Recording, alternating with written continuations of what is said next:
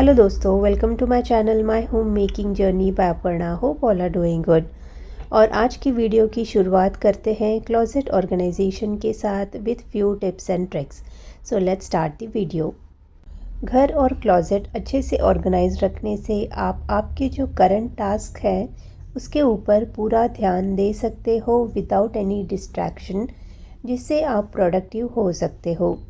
नहीं तो आपके बैक ऑफ द माइंड बहुत सारी चीज़ें चलती रहेंगी कि ये भी करना है, वो भी साफ़ करना है, etcetera etcetera. Closet plays an important role क्योंकि ये एक बेसिक नीड है जो हम सब रोज़ इस्तेमाल करते हैं, तो उसे अच्छे से ऑर्गेनाइज्ड और नीट रखना उतना ही इम्पॉर्टेंट है। सच कहूँ तो ये कपड़ों को मुझे बहुत दिनों से ऑर्गेनाइज़ करना था।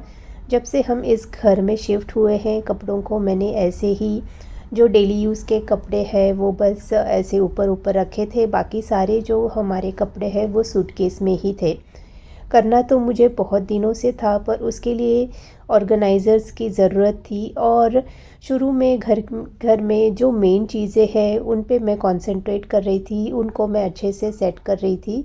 और फाइनली ये ऑर्गेनाइज़र्स मेरे पास आ गए हैं, तो सोचा चलो क्यों ना अभी हम इसको फिनिश कर दें।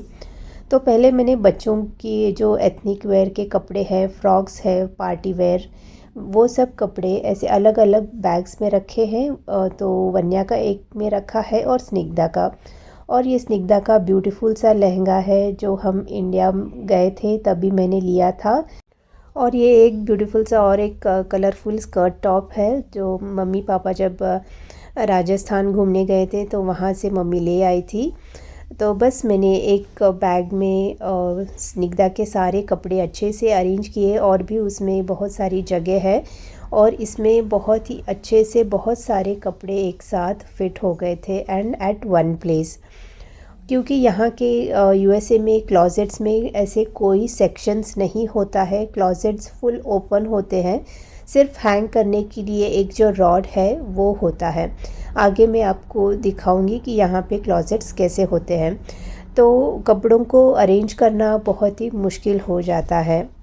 तो यूएसए में क्लोजेट्स कुछ इस प्रकार से होते हैं। तो ये डोर है और डोर आप जैसे ही ओपन करोगे अंदर पूरा प्लेन रहेगा, उसमें कोई भी सेक्शंस या फिर कंपार्टमेंट्स नहीं होते हैं जैसे हम इंडिया में कबर्ड्स बनवाते हैं वैसे। तो बस ऊपर एक स्लैब है और नीचे ये पूरा रॉड है जिसमें आप कपड़े हैंग कर सकते हो।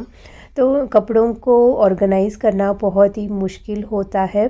एक तो आपको ऑनलाइन कुछ ऐसे ऑर्गेनाइज़र्स परचेज़ करनी पड़ती है, या फिर जैसे कि मैंने बताया ये ऐसे फोल्डिंग वाले जो बैग्स हैं ऑर्गेनाइज़र्स, वो आपको लेना होता है। तो कुछ ना कुछ जुगाड़ आपको करना होता है। कितने ही आप कपड़े हैंग करोगे, जो डेली यूज़ के हैं वो आप हैंग कर सकते हो, पर सारे ही कपड़े हैंग करना भी पॉसिबल नहीं है। और धूल मिट्टी भी रहती है, कितने दिन वो कपड़े ऐसे ही ओपन रहेंगे। तो ये बैग्स मुझे काफ़ी अच्छे लगे। 2-3 तो मैं इंडिया से लाई थी जो छोटे वाले। ये जो ग्रे वाले हैं वो मैंने यहाँ पे अमेज़ॉन से ऑर्डर किया था, काफ़ी अच्छे बड़े साइज़ के हैं। तो एक में मैंने पहले बच्चों का जो कपड़ा है वो रख दिया है, और फिर एक में मैंने जो मेरे इंडियन वेयर्स है, चूड़ीदार्स वगैरह है वो सब रखे हैं लेगिंग्स वगैरह के साथ। और एक में मैंने जो फ्रॉक्स वगैरह है, ड्रेसेस है, वेस्टर्न वेयर्स वो सब रखे हैं। और बाकी एक में मैंने साड़ी रखी है। तो इस प्रकार मैंने ऑर्गेनाइज़ किया है। कपड़ों को अच्छे से ऑर्गेनाइज्ड रखने से टाइम बहुत सेव होता है। जब हमें कुछ पहनने का मन होता है तब हमें वो मिलता नहीं है और याद भी नहीं रहता कि कहाँ रखा है। तो अगर हम कपड़ों को सॉर्ट करके अच्छे से ऑर्गेनाइज़ करते हैं तो टाइम भी सेव होगा और ढूंढने पर मिल भी जाएगा और हम उसे पहन भी सकते हैं। कपड़ों को अच्छे से मैनेज और ऑर्गेनाइज रखने से हमें पता होगा कि हमारे पास कितने कपड़े हैं और क्या क्या हैं। कभी कभी ऐसा होता है कि चीज़ें हमारे पास होती है पर हमें याद नहीं होता कि कहाँ पे है, तो हम और एक ले आते हैं। तो अगर हम उन्हें तरीके से रखते हैं तो वो तुरंत मिल भी जाते हैं और थोड़े पैसे भी बच जाएंगे। ये जो स्टोरेज बैग्स है वो बहुत ही यूज़फुल है। इसको आप एक के ऊपर स्टैक भी कर सकते हो और ये बहुत ही लाइट वेट है। और अगर शिफ्टिंग वगैरह करनी है तो वो आप इजीली फोल्ड करके रख सकते हो। बहुत ही कम जगह लेगा और वेट भी नहीं है, तो बहुत ही यूज़फुल है। और इसमें आप गर्म कपड़े, विंटर के क्लोथ्स, एक्स्ट्रा जो कपड़े हैं, टॉवेल्स, नैपकिन्स वगैरह है, वो भी इसमें आप इजीली रख सकते हो। सॉफ्ट टॉयज़ वगैरह अगर बच्चों के हैं तो वो भी रख सकते हो। अगर आपका क्लोज़ेट ऑर्गेनाइज्ड होगा तो लाइफ भी ऑर्गेनाइज्ड होगा, क्लटर फ्री होगा। टाइम टू टाइम ऑर्गेनाइजेशन और डीक्लटरिंग से काम बहुत ही आसान होगा और आपको एक क्लियर आइडिया मिलेगा कि आपको किन किन चीज़ों की ज़रूरत है या फ़िलहाल किसी की ज़रूरत नहीं है। तो मैंने सारे कपड़ों को अलग अलग ऐसे बैग्स में रखा है। एक में वेस्टर्न वेयर्स रखे हैं, एक में साड़ियाँ रखी है और एक में जो ड्रेसेस है, चूड़ीदार सलवार्स, वो रखे हैं। और साड़ियों के ऊपर मैंने एक टॉवल रख के ज़िप लगाया है ताकि ज़िप खोलते वक्त साड़ी फंस के ख़राब ना हो। और बस ये जो पूरा पैकिंग है वो डन हो गया है। आज सारे जो सूटकेस है वो मैंने खाली कर दिए हैं। और डिनर में मैंने रगड़ा पैटीज़ बनाया था तो सोचा रेसिपी आपके साथ भी शेयर कर दूं। तो ये मैंने येलो पीस लिया है, येलो वाला चना रात को ही मैंने सोक करके रख दिया था। तो अभी इसमें मैंने नमक, हल्दी और हींग डाल के कुकर में मैं अच्छे से 8 से 10 विज़ल तक मैं उसको पका लूँगी। और पैटी बनाने के लिए मैंने आलू बॉईल कर लिए थे, तो उसमें मैंने हींग, नमक, हल्दी और चाट मसाला ऐड किया है। और ऐसे ही बॉल्स करके मैंने, आपको जो भी शेप चाहिए उसके अकॉर्डिंग छोटा बड़ा आप जो पैटी है वो बना सकते हो। और इन पैटी को मैं एयर फ्रायर में ही बेक करने वाली हूँ। जब से एयर फ्रायर आया है बहुत सारी चीज़ें मैं उसी में ट्राई कर रही हूँ। जितना ऑयल आप कम कंज्यूम कर सके उतना अच्छा, तो सोचा चलो इस बार पैटी को भी एयर फ्रायर में ट्राई करते हैं। तो यहाँ पे बच्चों को भी हेल्प करना था तो उस पे मैं घी स्प्रेड कर रही थी, तो बच्चे भी आ गए थे तो उन्होंने भी थोड़ी हेल्प कर दी। Now time to fold it. Don't fold, flip it. Yes, we have to flip it. See. Oh, I forgot. Oh, you do it. Can I do?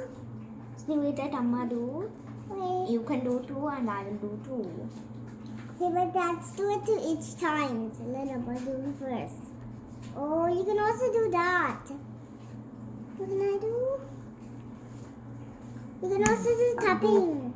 और सारे पैटीज़ को दोनों तरफ मैंने ऑयल से ब्रश कर लिया था और अभी मैं इनको एयर फ्रायर में हाई सेटिंग में 20 to 25 मिनट्स को बेक करूँगी। बीच में 5-10 मिनट्स के इंटरवल में इनको मैं फ्लिप करूँगी।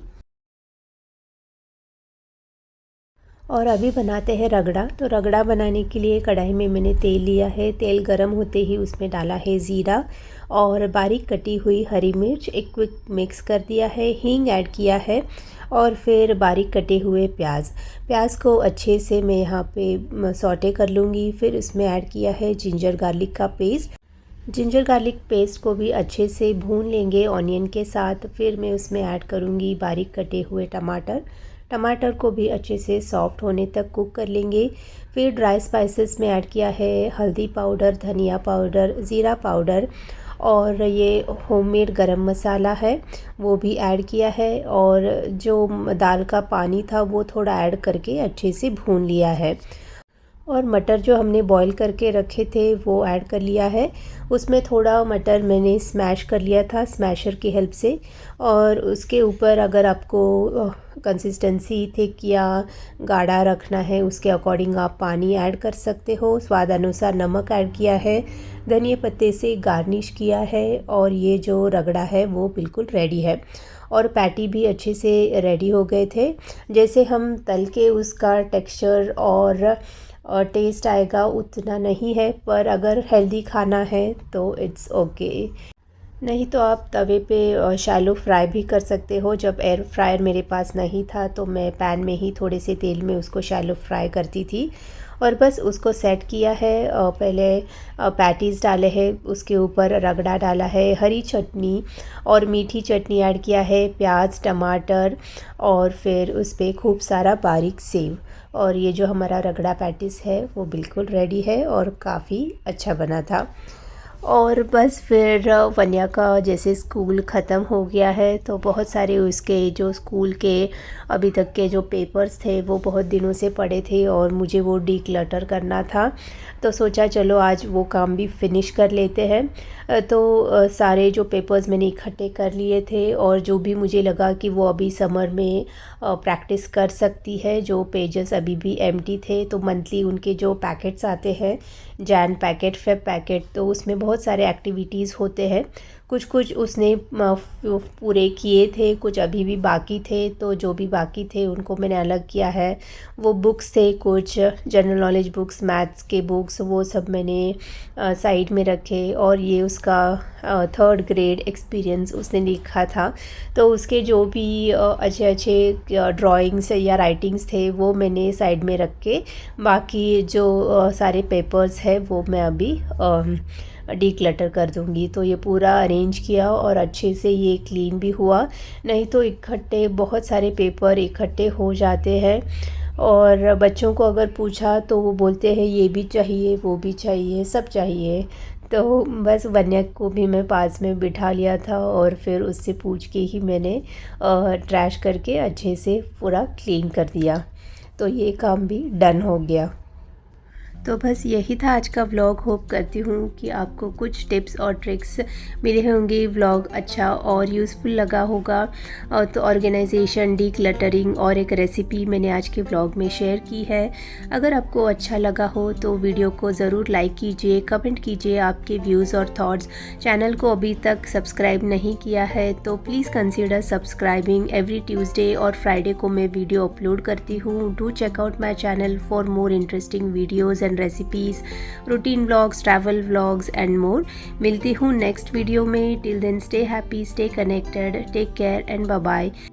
और सब्सक्राइब किए बिना मत जाना, it will help my channel grow and motivate me to keep going. Thank you for watching.